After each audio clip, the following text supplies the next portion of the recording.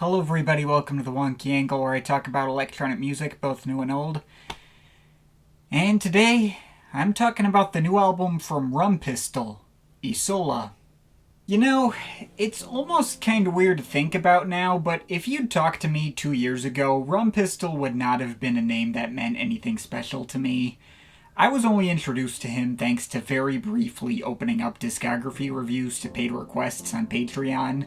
And I did in fact fulfill that one request and do a series on him, breaking down his 5 studio albums out at the time. Links to the playlist will be in the description. As of right now, that is the single least viewed discography review in the history of this channel, which is not surprising at all. Not only is this Danish downtempo artist one of the most obscure artists I've ever done a proper series on, a lot of my reviews of his older albums don't exactly show me at my most enthusiastic. I did really love his 2008 album Dynamo, and still put it on every now and then.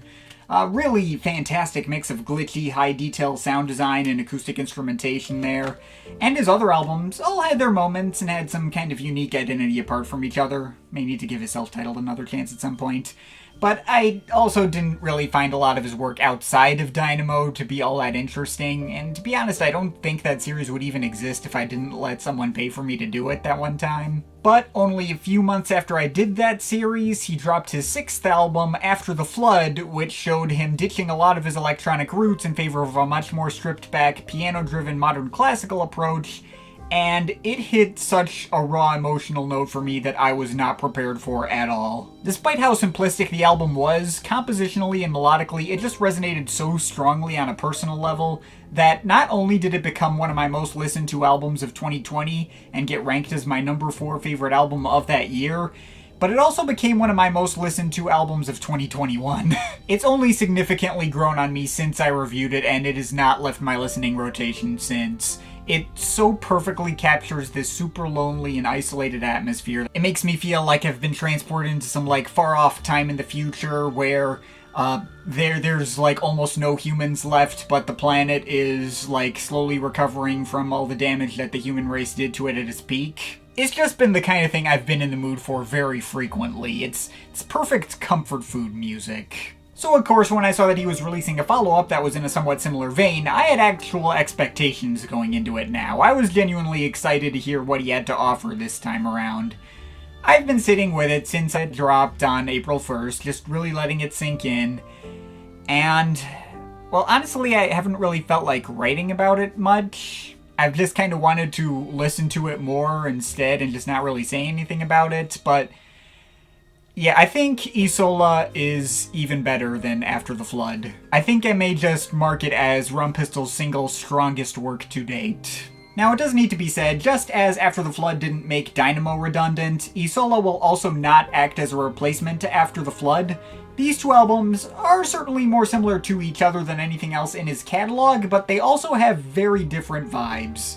Isola is its own beast entirely. It does carry a lot of the exact same melancholic mood, it focuses a lot on piano compositions and neoclassical elements, but there's a lot more variety in instrumentation this time around, from guitars and upright bass and light jazz drumming, to dub techno synths to string quartets to even vocals, although the vocals are still mostly treated as instruments rather than being a particular focal point. Only the final track, New Beginning, has actual lyrics, and heck, that track is technically a bonus track that only appears on the Bandcamp version of the album. On other platforms, the album ends one track earlier with the instrumental dub version of New Beginning, but I do think the Bandcamp track listing with both versions of the track together and ending with the vocal version is the definitive track listing for this album and the one I'd most highly recommend. But yeah, where After the Flood was a lot more minimalistic and lonely, this album feels a lot warmer and more welcoming. It's not a soundtrack to surviving the end of the world. All the added texture makes it feel like the world's still going on as you've always known it. But the continued melancholy mood of it all makes it feel as if perhaps you've just gone through some major change in your life you didn't know how to deal with, or suffered some kind of loss, grieving it and eventually moving on at the very end. Now, when I'm going through individual tracks, most of these titles are in Danish, so I'm probably going to butcher all their pronunciations, but I'm still going to try anyway, apologies in advance. The album opens with I Rum Su, which apparently means In Rum Lake, just a very simple minute-and-a-half impressionistic piano piece. There's barely anything to it, but it still carries a strong emotional vibe to it. It's very Eric Satie-like. Feels like it's picking up where the last album left off and pulled me in pretty immediately. And that transitions directly into Vindheks, which apparently means Wind Witch. I'm just going by Google Translate here. This track really starts to demonstrate how the vibe of this album sets itself apart from his last one, still based around very melancholic piano loops, but a bit more energetic, layering itself with more violins and cellos and pizzicato strings, and even electric guitars and little acid-like synth arpeggios. It feels just as breezy and mysterious as its title implies, but if it's a track about a witch, it's not about an evil one. I went back and forth whether this track was a major favorite, since somehow a lot of these other tracks provided an even stronger emotional connection than this one, but I still marked it as a highlight anyway since it is still very memorable, and I think it technically being one of the lower points really speaks to the high bar of quality this album consistently lives up to. Compare that track to the following one, Skibbruden. Apparently that translates to shipwreck. And I think this track would probably mark as my favorite out of all of them. Again, it's mostly just a stripped back piano piece with a bit of light accompaniment from upright bass, cellos, some light jazz drumming that you might hear on the soundtrack to a Charlie Brown special or something. Oh, and accordion too, can't forget the accordion. It's definitely one of the most downbeat cuts in the bunch, but this one stuck out to me so much purely thanks to its lead melodies probably being the most memorable and the ones I most quickly latched onto. They create such a nice, comforting feeling. Like, once winter rolls around, I have a feeling this track is going to pretty effectively be able to warm me up in the cold weather. But the wintry vibe of this track is pretty directly contrasted with following track, Gniben? Which Google Translate did not help me with. Maybe it's someone's name, I don't know. This is one of the happiest sounding cuts in the bunch. Well, comparatively. It starts out with all these plinky little marimba loops and shakers, and starts fleshing out the mix with electric piano, strings, bass, wailing Pink Floyd-like guitars. Still creates a fairly low-key and distant, longing feeling, but it does it with a bit more energy, the kind of track that might feel like it hits the best on like a lazy summer day or something. Next is the title track, Isola, which Rumpistol has mentioned is Latin for island and is the root of the word isolation, which kind of informs a lot of the themes and feelings he set out to explore with this album. This particular track is another one of the most low-key and stripped-back moments, mostly just a duet with him on piano and Nina Smith Brewer providing wordless vocals and humming, harmonizing with herself. Maybe a bit of ukulele accompaniment that I would have guessed was a harp, for good measure. It's lovely, but I especially like how the following track, Løvfald, directly continues off of it.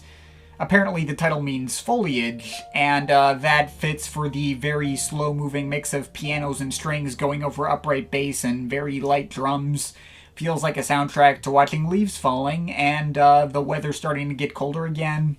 Once again, one of the biggest emotional highlights of the album for me, and especially really hits hard when Nina Smith Brewer returns for another melancholy vocal appearances right near the end. Next we got Jossi, which for the most part focuses on jazzier electric piano textures instead of the usual acoustic pianos.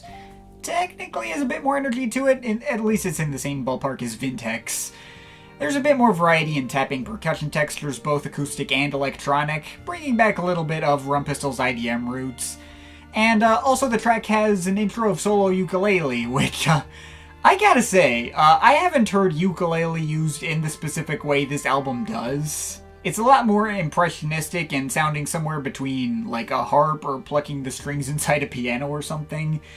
That instrument can often feel pretty corny, but it's utilized in such a way that perfectly fits the overall tone of the album and complements it so well. So shout out to the ukulele player, Tobias Alof, for that. But next we got Mangrove, which wasn't a favorite at first, but slowly turned into one of the bigger highlights the more I heard it.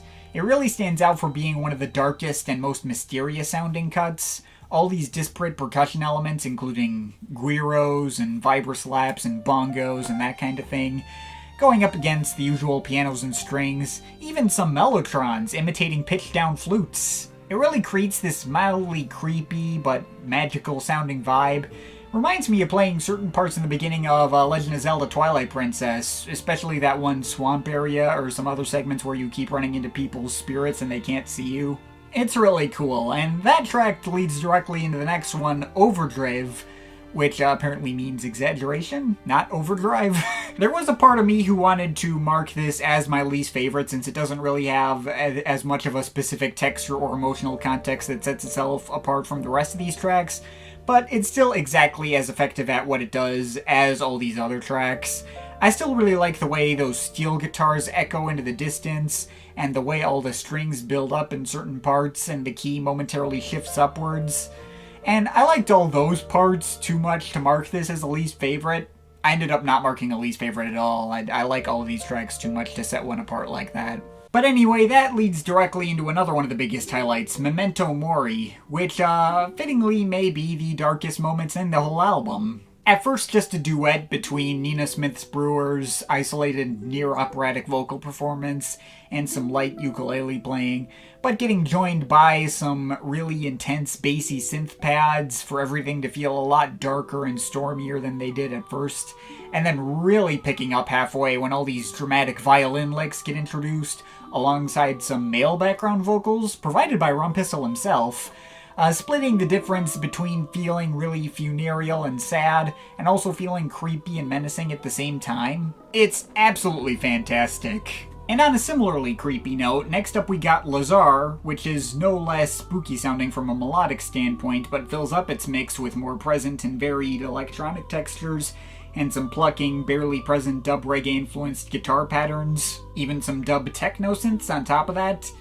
It's one of the strangest sounding cuts in the bunch, which oddly ends up lightening the mood ever so slightly. It feels like the kind of track where you have spooky, scary skeletons walking around you, but they're surprisingly more friendly than you'd expect. But that leads into another interlude-ish track called Slummer Slifer, which apparently means snooze bows.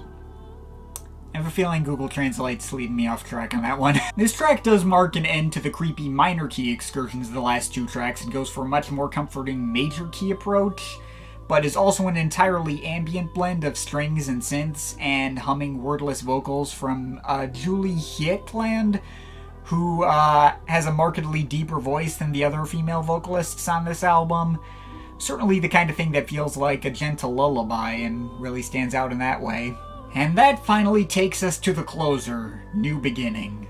As I mentioned before, it appears most versions of the album end in the instrumental dub version, but Bandcamp tacks on the original single version of the track featuring Kill J on vocals at the end as well. The two versions aren't really that different from each other as far as I can tell, but I do think the album directly benefits from having both versions back to back. The dub version, unsurprisingly, utilizes more dub techno synths, and that's a really neat texture to add to the otherwise much more organic mix of pianos and strings, and slightly more energetic but still very light drum textures. But especially thanks to how abruptly that track ends, it has me hoping for a continuation, and the vocal version is the absolute perfect way for this album to finish. Kill J's Kirsty Hawkshaw-like voice singing about starting a new chapter and having made it through the monsoon is just that right ingredient to add to give this track a lot more of a sense of uplifting, hopeful finality. And yeah, that's everything on Isola. I absolutely love everything on this album. I love the variety and texture, I love the deep and emotional low-key vibe that everything delivers, I love the sense of environment it all creates and how every track feels like it could soundtrack a different place or a different time of year, but all of it flows together so well. It hit a specific note for me typically reserved for artists like Andreas Vollenweider. I was already planning on scoring this album very highly when I first heard it the day it came out, but I will admit that real-life events further intensified this album's effect on me much more than it would have otherwise. Apologies if this is gonna get a bit heavy now, but yeah, just literally a few days ago, our family dog, Ivy, passed away at age 12. I was never all that close to our dog. He was a lot closer to my little brother and my dad, and our relationship never really went further than, like, peacefully coexisting.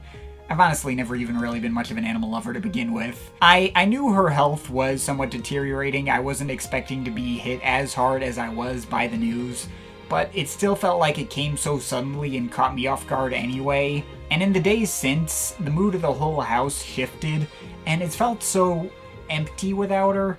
I still see all the places she usually sat in, and I'm still conditioned to have her react in all the same ways she usually does, either by barking at the neighbors or greeting you at the door. And it's really weird that for none of that to be there anymore. While I kinda doubt this is still going to be weighing on my mind by the time we get to Year Endless season, all of this is worth mentioning because this album really helped me emotionally deal with this. This album does feel really fitting mood-wise for having just lost someone in close proximity to you, especially the vocal version of New Beginning, which feels like a fond goodbye and subsequently being able to move on with your life. So with all that in mind, this album is going to get an even higher score than it probably would have otherwise.